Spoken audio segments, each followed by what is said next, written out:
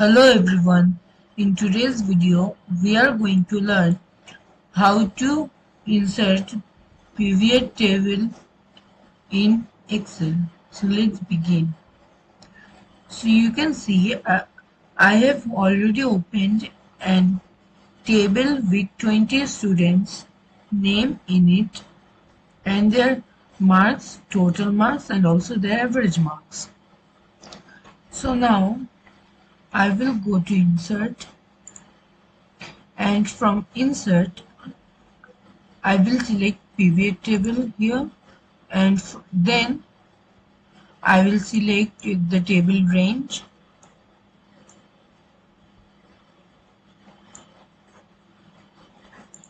Now from table range, now new worksheet and OK.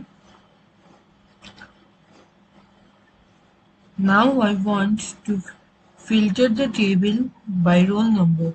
So I will drag the roll number and place it here. Then I will drag the student's name in rows, and then I want only to see the total and average of the students. So I will drag the total and place it in the values, and the average and also place it in the values. You can see the student's name, total and average are showing here.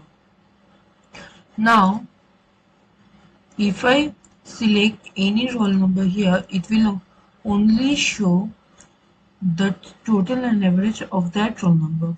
I can also select multiple by ticking this option, select multiple items.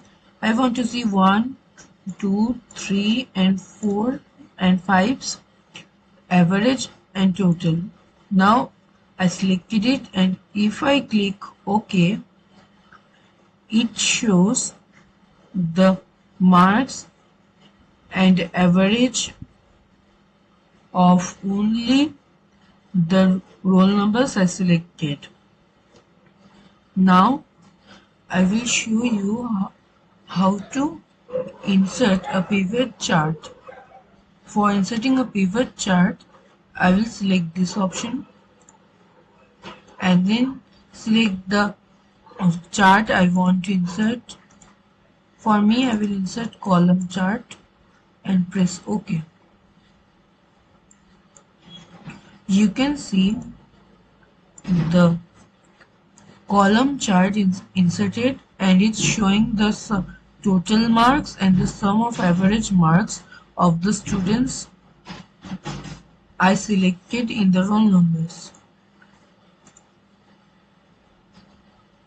And this is how we insert pivoted table and pivot chart in Excel.